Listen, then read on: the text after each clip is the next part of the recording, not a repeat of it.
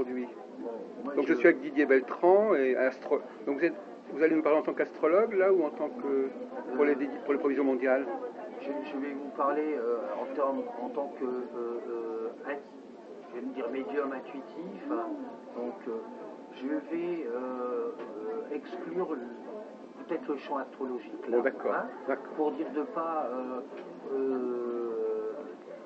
j'allais dire, être, comment je pourrais dire ça, confus ou je ne sais quoi. Allez-y. Moi je pense que intuitivement on est dans une période intermédiaire, il va y avoir une reprise économique mondiale, mais en pointillé, et cette année et en 2015-2016, avec un renouvellement des cadres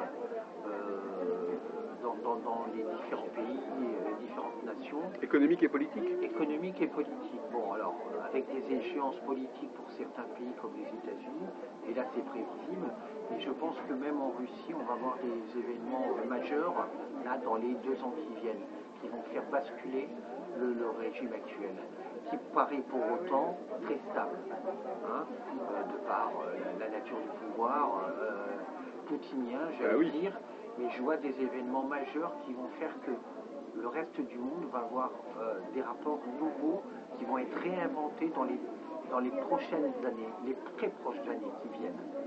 Ce qui fait qu'il va y avoir un nouvel équilibre mondial. Bon, quels sont les pôles principaux? Alors, c'est-à-dire bloc essentiellement Europe et États-Unis, puisque là c'est la première chose qu'on voit, et on sait que ce bloc avait été complètement modifié après la chute du mur de Berlin.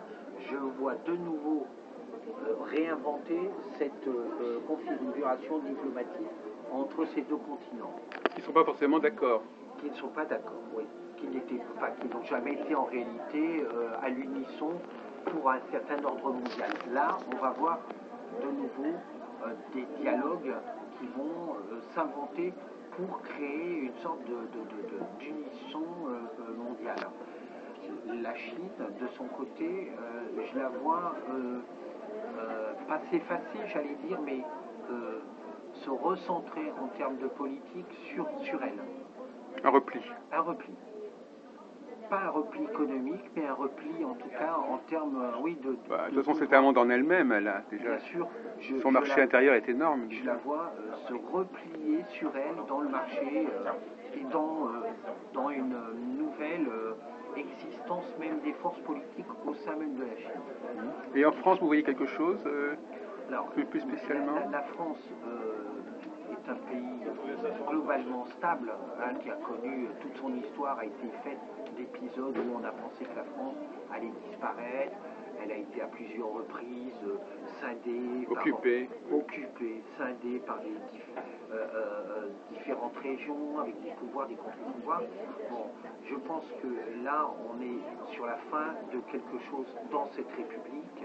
On va voir la fin du mandat de notre actuel président, toujours un peu flou, dans le domaine surtout des prises de décision. Et je pense que pourtant, on va voir des réformes qui vont être très importantes, qui vont être prises et cette année et en début d'année prochaine, qui vont vraiment modifier la structure économique et la structure étatique même. Je vois une initiative de la part du président Hollande sur un grand référendum sur la Constitution et le pouvoir du chef de l'État, qui va donner une sorte de consensus. Parce que cet homme sait que son pouvoir aujourd'hui et sa notoriété est fortement affectée, et je le vois prendre des initiatives extrêmement fortes sur ce domaine. Et par ailleurs, de nouveau, repartir dans des feuilletons personnels, etc. Bon, je ne le vois pas. Donc il va se révéler comme un homme d'État important. Oui, je pense quand même que cet homme va partir dans des conditions particulières. Je ne sais pas pourquoi. Ah, d'accord, oui. Soit imprévu. De démission, soit suite à un problème de santé. Oui. Mais je le vois partir dans des conditions particulières.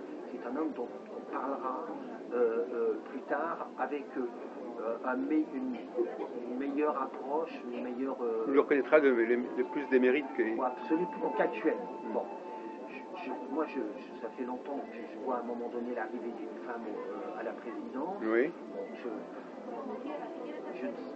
je pense que c'est des choses qui vont se présenter là dans les années qui viennent, mais les réformes vont être surtout axées sur le pouvoir étatique, l'État, les régions, l'écologie qui va de nouveau faire parler d'elle. On va avoir des avancées significatives. Est-ce que vous pouvez nous dire en quelques mots, Didier Beltran, comment vous travaillez pour arriver à ce genre de conclusion? Comment ça se passe? À quel niveau ça se passe dans votre tête ou au niveau des supports? Enfin, parce que les gens ils disent tiens, il dit des choses intéressantes, mais d'où il sort ça? Alors, en réalité, brièvement, bon, j'ai eu 50 ans il y a quelques jours, donc j'ai un petit peu de bouteille, mais en fait, j'ai eu ces ressentis très tôt. J'ai expliqué que je devais avoir une petite dizaine d'années, je m'étais réveillé un matin et j'avais dit à ma mère, tu sais, le pape est mort. Elle m'avait dit, mais non, le pape n'est pas mort, puisque ça fait un mois qu'il a été... Ah oui, le fameux Jean-Paul Ier. Et ce pauvre monsieur, j'allais dire Jean-Paul Ier, en fait, a pas fait un mandat bien long. Et on en a pu parler, mais ça m'a interpellé. Et puis, moi, j'ai un père qui était très intéressé par la politique mondiale, et en particulier la Chine, et un jour, j'étais assez petit, et je lui ai dit, de toute façon, tu sais, c'est fini cette Chine-là, et je me rappelle que ça avait laissé un froid, puisque petit garçon qui puisse avoir des idées, sur le changement de la planète, ça paraît un peu curieux. Bon. Et dénué de sens. Bon, cela dit, voilà, on est dans l'ordre intuitif, donc très tôt. Bon, aujourd'hui, je suis quelqu'un quand même qui lit, qui m'intéresse à tout, hein, la culture, la philosophie. Sinon, j'utilise des outils. Hein, j'ai fait des petits galets. Ah oui, les fameux galets, là, oui. Je me demandais si vous les aviez toujours aux galets. Verts. Alors là, vous voyez, là, je vois, par exemple, je vois une explosion volcanique dans un pays, j'ai l'impression, avec une sorte de tsunami, là, ici, cette année. Hein. Donc c'est pas les galets eux-mêmes, c'est la vision. Je vois, oui. Du coup, le fait de l'avoir jeté, oui, c'est ça, oui. comme on est... C'est pas donné à tout le monde, ça. Je ne sais pas, sans doute, mais j'en sais rien. Là, du coup, comme notre orientation elle est d'ordre politique, on allait dire mondial, j'ai une vision, là, j'ai l'impression qu'en Asie mineure, on va avoir un pays, ici, là, dans les mois qui viennent, avec une sorte de déflagration naturelle, bon, des choses, à la limite, qui arrivent, et donc j'utilise ces petits galets, j'utilise les chiffres, j'utilise la numérologie, j'essaye d'utiliser un certain nombre d'outils pour créer cette intuition. Alors, excusez-moi, est-ce que vous posez des questions ou est-ce que les réponses vous arrivent en quelque sorte? Les réponses m'arrivent. Sans même que vous ayez posé la question? Sans même... Ou vous l'avez quand même la question dans la tête quelque part, mais pas là? Oui, les questions m'arrivent, les réponses m'arrivent comme ça intuitivement, oui. Parfois sans on me demande. Par exemple, je fais des prévisions pour un site qui s'appelle Annuaire Voyance Symphonie. Ouais. 3-4 ans. Donc chaque année, je fais cet exercice sympathique. Bon, avec tous les risques que ça peut comporter, parce que le problème, c'est pas de voir des événements, c'est de les situer dans le temps. Et c'est là où on a besoin d'un outil astrologique.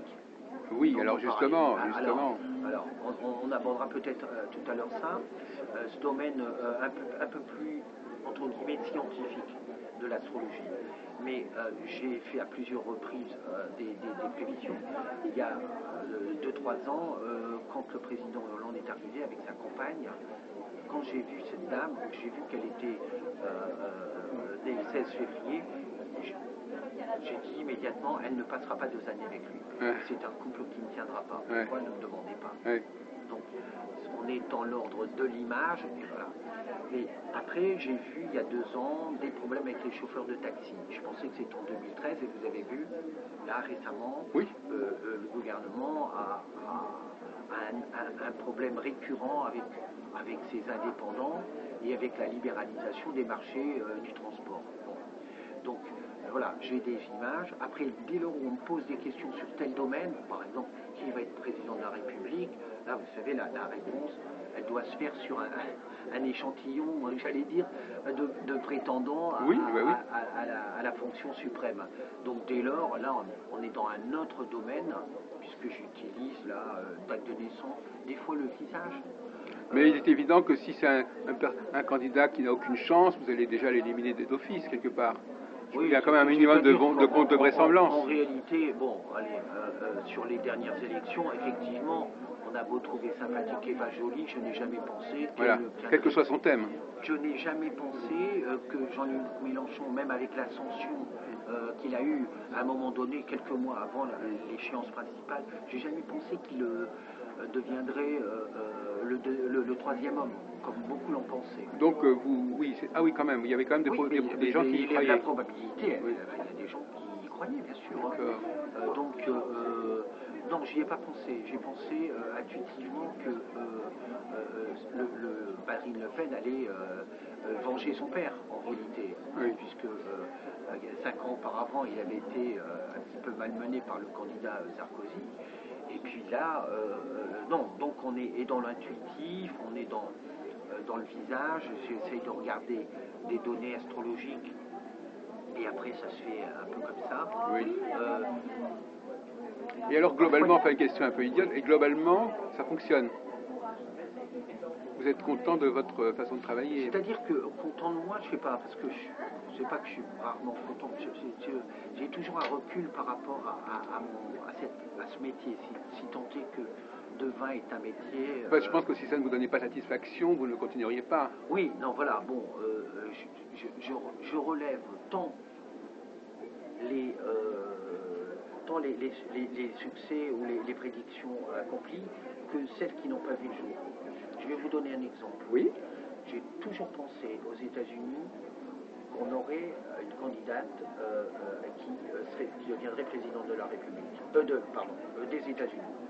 Et en l'occurrence, j'ai pensé que Hillary Clinton deviendrait un jour présidente des États-Unis. Ce qui ne s'est pas produit puisque Barack Obama a gagné aux primaires. Il a quand même récupéré comme secrétaire d'État. Il a gagné aux primaires, puis il a même gagné cette élection avec le brio qu'on connaît plus. Bon, il a regagné ensuite, il a été réélu, et j'ai cru entendre qu'aux États-Unis, Mme Clinton se préparait à se présenter, qu'un certain nombre de sondages l'avaient vu gagnant tant aux primaires que dans la victoire finale, de façon très importante. Oui. Et je me suis dit, bah, écoute, si ça se trouve, t'as peut-être vu un événement, mais... Oui. Alors, vous avez raison, trop tôt. Peut-être. Est-ce qu'il est important d'avoir raison trop tôt ou trop tard? J'en sais rien, mais je me suis dit, tiens... Mais elle a quand même été, même si elle a perdu les élections, elle a quand même été secrétaire d'État, elle a quand même joué un rôle politique important. Alors, un élément qui a été très important dans ma réflexion, c'est quand Barack Obama a été réélu et qu'elle est partie, bon, suite à des soucis de santé. Oui, elle n'a pas voulu se... Tu as pris la vote? C'est Ludo, c'est pas transposé. Et puis, j'ai pas bougé depuis tout à l'heure, donc à part Ludo, c'est combien? Et donc, pour revenir, j'ai pensé que comme elle ne revenait pas, elle allait se préparer pour cette échéance des primaires donc l'année prochaine. Alors l'astrologie, excuse-moi de recentrer parce qu'on va bientôt terminer l'entretien parce que vous êtes assez pressé, c'est entre deux consultants. L'astrologie... Tu es disponible ou pas pour une séance? Dans 2 minutes. Oui, voilà. Dans combien de temps m'a demandé? 2 minutes 30. 35. Et je voudrais que vous terminiez pendant ces 2 minutes en montrant que vous êtes quand même un astrologue, si vous voulez, quelque part. Oui, alors ça... mais même vous pouvez avoir une critique de l'astrologie, vous pouvez apporter des réserves, c'est votre droit. Vous et moi des discussions à plusieurs reprises sur l'astrologie. Moi je ne suis pas... Où en êtes-vous par rapport à l'astrologie? Alors, je ne suis pas un technicien de l'astrologie proprement dit. D'accord. C'est-à-dire que je n'ai pas de formation astrologique pointue. Bon. C'est pas fait. J'ai une astrologie traditionnelle, j'allais dire... pas intuitif, sinon là on déforme Enfin, encore. vous lisez, vous pouvez tirer un thème et ça vous inspire quelque chose. Je tire un thème, je peux tirer un thème sur la Ve République, Voilà. qui est né le 4 octobre, donc en automne. Oui, Vous 58. savez, ce qui pousse en automne, en général, c'est tellement difficile à pousser que ça tient. Et Ah oui. visiblement, Moi, je suis né en automne, justement, Ah oui. 1er décembre. Donc vous voyez, en réalité, cette Ve République, elle est là. Elle avait été montée autour d'un homme, par un homme, pour un homme, j'allais dire, et elle est là près de Oui. 50, pardon, plus de 50 ans après, elle est là encore. Oui. Bon, donc oui, je sais lire un thème astral, oui, j'essaye de la décrypter de nouveau avec mes outils intuitifs.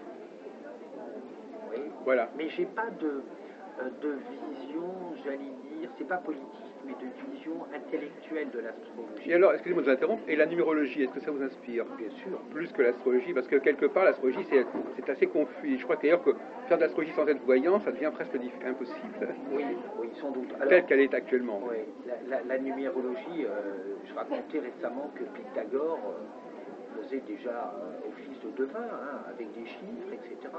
On mélangeait tout à l'époque. La science n'était pas aussi, j'allais dire, Cloisonnée. Voilà. Donc oui, j'utilise la numérologie. J'ai appris récemment que les prêtres hindous, il y a quelques de 3000 ans, utilisaient lors des questions les chiffres. Bon, par exemple, qui va être le prochain président de la République? Par exemple, il demandait, donnez-moi un chiffre dans un 10. C'est quelque chose que j'utilise. Oui. Dans mes consultations, la numérologie, les cycles. À ce propos, pour terminer, est-ce que vous faites tirer les cartes par votre client ou c'est vous qui les tirez? C'est très rare, en réalité, dans ma méthode, que les gens tirent les Voilà. cartes comme chez Madame Irma, la petite carte mensuelle. En général, je fais avec le tarot de Marseille. Je dis, bon, par exemple, pour vous, Jacques, donnez-moi une lettre de l'alphabet. S, comme Sophie, A, P, C, D, E, F, G, H, I, J, K, L, L. Ah oui, quelle méthode intéressante. Q, R, S. Donc pendant ce temps, vous et moi sommes concentrés sur cette question, et là, je découvre cette carte. Et à partir de là, j'en fais une traduction, la justice, l'équilibre, etc., etc. Donc j'utilise des techniques qui permettent de fluidifier la consultation. Parce qu'un bon entretien, c'est comme un bon mariage. Ça se fait à deux. Mais je crois que vous avez raison, le fait de demander à la personne de tirer une carte, c'est pas très heureux parce qu'en fin de compte, c'est tellement délicat de sortir une carte par rapport à une autre.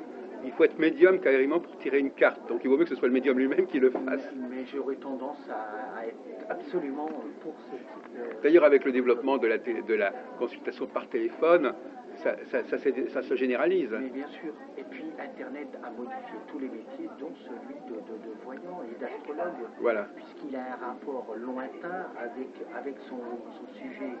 Donc il doit bien réinventer des pistes pour que l'empathie, la fluidité de ce rapport puisse donner quelque chose d'invisible. C'était un petit peu comme l'invention, le passage du cinéma parlant, du cinéma muet au cinéma parlant. Il y a des gens qui passent le cap et d'autres qui ne le passent pas. Bien sûr. Parmi les professionnels. On est dans un sens nouveau. Il faut réinventer les sens. Eh bien, je vous remercie beaucoup de cet entretien exclusif. Merci.